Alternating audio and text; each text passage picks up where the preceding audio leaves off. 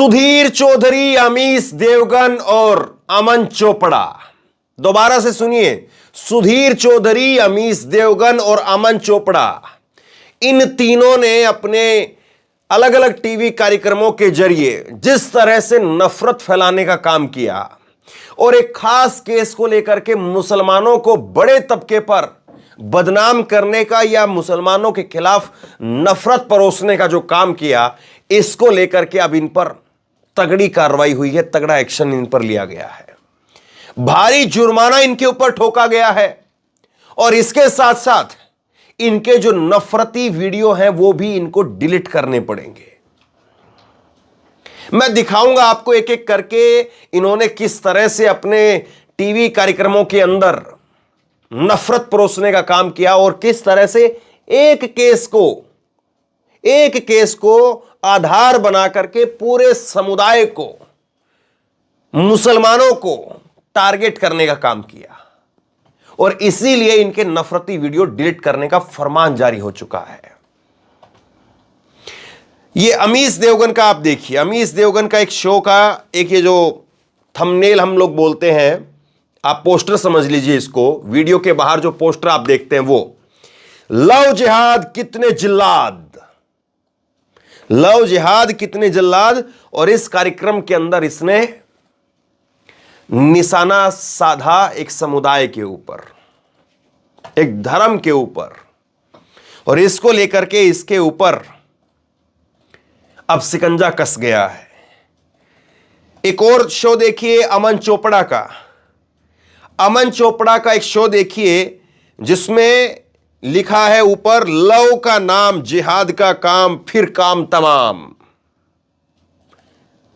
तो प्यार जैसी चीज को, ये दरअसल जो है इन्होंने, जब श्रद्धा मर्डर केस हुआ था और जिस वक्त में एक लड़के ने उसकी प्रेमिका श्रद्धा का न केवल मर्डर किया बल्कि बहुत खौफनाक और बहुत दरिंदगी तरीके से, बहुत ही जघन्य अपराध करते हुए उसके शव के साथ में भी बहुत दरिंदगी की थी, आपको पूरी कहानी वो पता है, और उसको आधार बनाते हुए किस तरह से पूरे समुदाय को टारगेट किया इन्होंने। कहां कहां लव जिहाद खिलाफ कानून, लव जिहाद के खिलाफ कानून, और फिर उसके बाद में जो है ये इन्होंने टीवी डिबेट की लगातार इसके ऊपर, लव का दिखावा जिहाद के लिए छलावा, ये इनका टाइटल है। फिर उसके बाद में दूसरा एक अमन चोपड़ा का एक और शो देखिए, 35 टुकड़ों वाला जल्लाद नहीं होता लव जिहाद, कहां कहां लव जिहाद के खिलाफ कानून। एक फिर नवभारत के ऊपर भी, नवभारत टाइम के ऊपर भी एक खबर चली और उस पर लिखा हुआ है, देखिए आप, जिहादियों से बेटी बचाओ,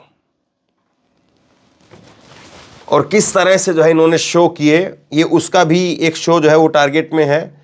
और अमीश देवगन, अमन चोपड़ा और इसके साथ साथ जो है वो सुधीर चौधरी का लेकर के स्क्रीनशॉट आप देखिए, आज मुस्लिम इलाके कल मुस्लिम देश। तो मतलब एक केस को लेकर के खुल करके, जो आज तक चैनल सबसे बड़ा चैनल अपने आप में होने का दावा करता है पूरे देश के अंदर, ये उसकी स्थिति है, उसके मेन एंकर की हालत है। उसका मेन एंकर रात को 9 बजे खड़े होकर के कहता है कि आज ये मुस्लिम इलाके हैं, कल पूरा मुस्लिम देश होगा। और इसीलिए news broadcast and digital standards authority ने इनके ऊपर जुर्माना ठोका है और इनको कहा है कि इनकी वीडियो इनको हटानी पड़ेगी। सुधीर चौधरी ने वीडियो की थी रामनवमी के ऊपर, और रामनवमी के ऊपर जब इसने वीडियो की तो इसने रामनवमी पर वीडियो करते हुए दिखाया कि आज कुछ मुस्लिम इलाके हैं जिनके अंदर से आप रामनवमी की शोभा यात्रा नहीं निकाल सकते हैं, और आज ये कुछ इलाके हैं, कल कोई देश भी हो जाएंगे, कुछ इस तरह से। मैंने खैर इनके नफरती शो देखे नहीं, लेकिन जब वो वायरल होते सोशल मीडिया पर और जब लोग फजीयत करते इनकी, तो थोड़ा थोड़ा मैं आपको बता रहा हूं। ये सुधीर चौधरी की लाइन थी इस तरह से, इस भाव के साथ में, कि आज ये मुस्लिम इलाके हैं, कल को मुस्लिम देश होंगे। इस तरह से नफरत परोसने का काम जो इन लोगों ने किया। और इसके बाद में ये अमन चोपड़ा, और अमन चोपड़ा के साथ साथ जो है वो अमीश देवगन, दोनों न्यूज़ 18 के दोनों, और अब तो ये रूबिका लियाकत भी उसी चैनल में चली गई है। ये दोनों जो है वो शो करते हैं, और इन दोनों के 2 शो भी लव जिहाद के ऊपर इन्होंने शो किए और श्रद्धा को लेकर के, और इनके ऊपर भी 50,000 रुपए का जुर्माना ठोका गया है, और इनके जो वीडियो है चैनल से उनको हटाने के लिए बोला गया है। मुझे एक चीज पर यहां पर जो है वो थोड़ा सा समझ में नहीं आता कि 50,000 रुपए इन लोगों के लिए क्या है। उससे ना जाने कितने ज्यादा पैसे तो कमा लिए होंगे इन्होंने, और इसीलिए एक बार सुप्रीम कोर्ट ने कहा था कि ये इनका पैसा जुर्माना जो है वो इनके रेवेन्यू के हिसाब से तय होना चाहिए। 50,000 रुपए का जुर्माना जो है मुझे लगता है कि बहुत कम है। अब 2 लेटर हैं आपके सामने, 2 लेटर हैं जो NBDSA के लेटर हैं, और ये NBDSA के लेटर 28 फरवरी को यानी कल की तारीख को जो है ये लेटर जारी किए गए, और इसमें लिखा है कि ये 50,000 रुपए का जो है इन पर जुर्माना लगाया जा रहा है, और एक एक कॉपी जो है इसकी भेजी गई है।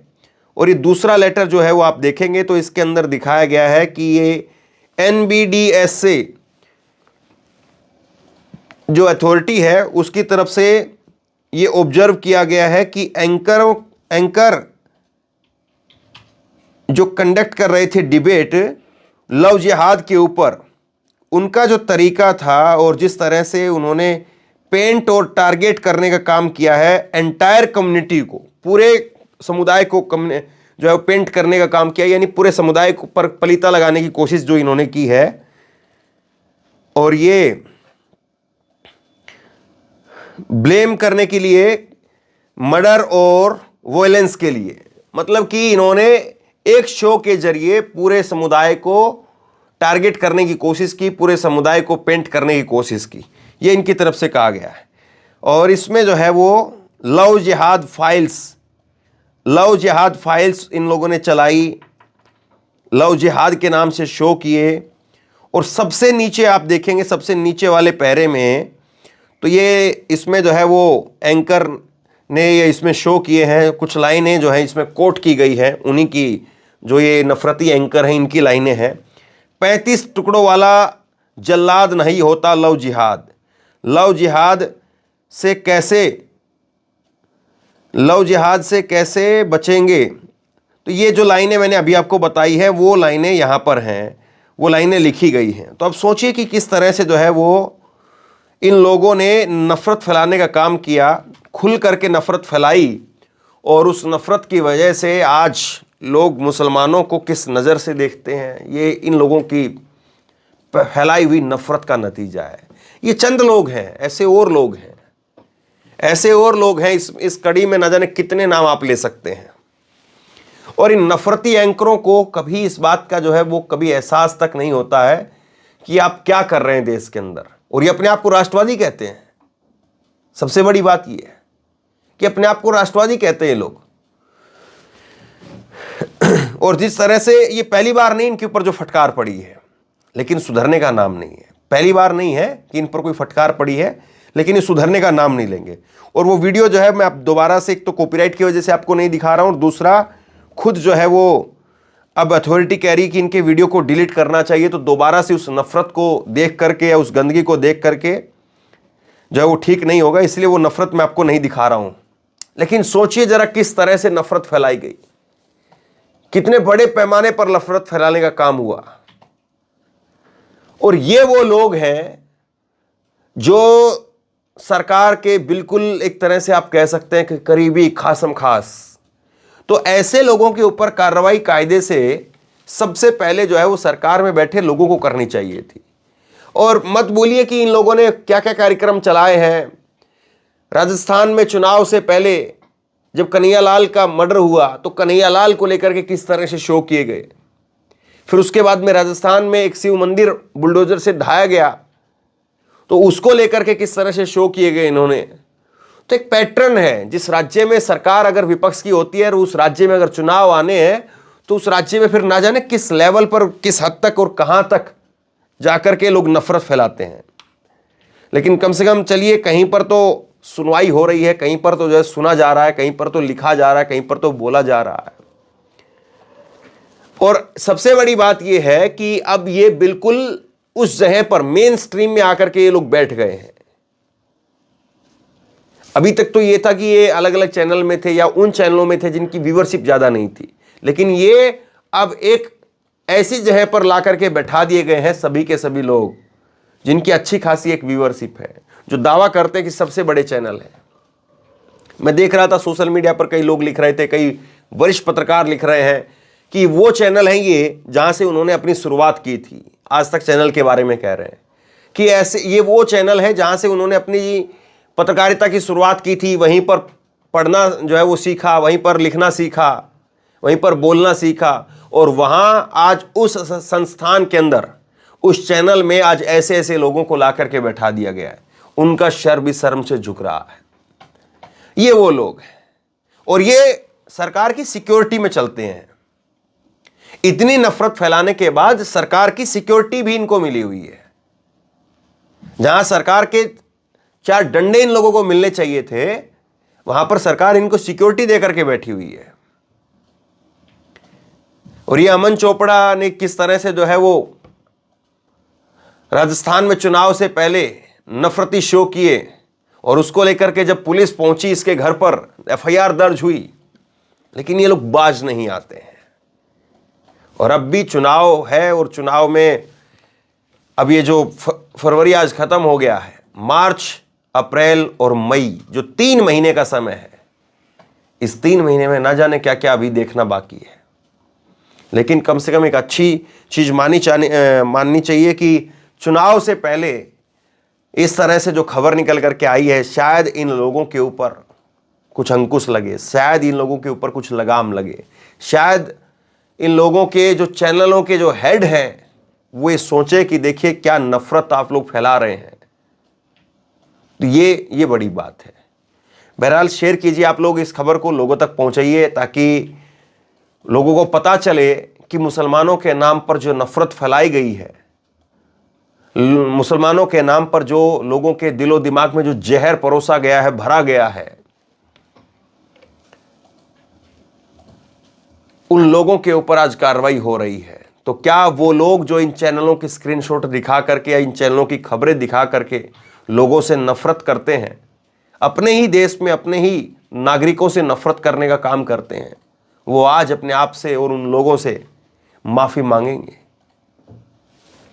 शेयर कीजिए इस खबर को, लोगों तक पहुंचाइए। बहुत बड़ी खबर है, शायद उस गंदगी को साफ करने में हम कुछ मदद कर सकें, उस नफरत के बीच कुछ प्रेम भरने में हम कुछ मदद कर सकें। हमारी और आपकी ये कोशिश शायद कुछ मुहिम जो है वो कुछ रंग लेकर के आए।